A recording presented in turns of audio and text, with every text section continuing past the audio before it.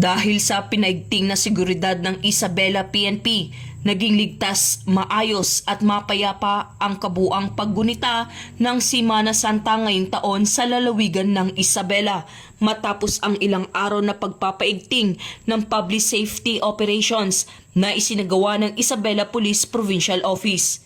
Sa pangunguna ni Police Colonel Manuel B. Bringas, Provincial Director ng Isabela PPO, nag-deploy ng sapat na bilang ng mga kapulisan sa mga simbahan, pangunahing lansangan, terminal at mga lugar pasyalan upang matiyak ang kaligtasan ng publiko sa panahon ng mahal na araw.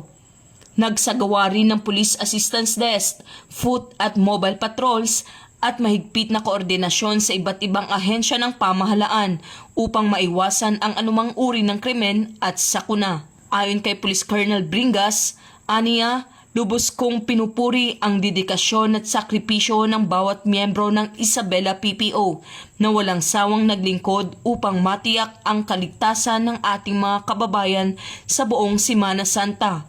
Ang matagumpay na resulta ng ating operasyon ay bunga ng ating pagkakaisa, kahandaan at pakikipagtulungan ng komunidad.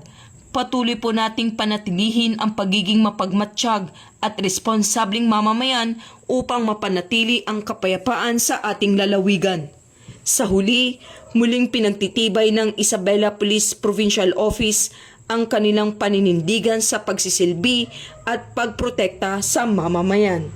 Ito po si Patrolwoman Maria Señora Jimenez Agbuya mula sa Isabela Police Provincial Office, nag-uulat para sa bagong PNP, para sa bagong Pilipinas na may serbisyong mabilis, tapat at nararamdaman.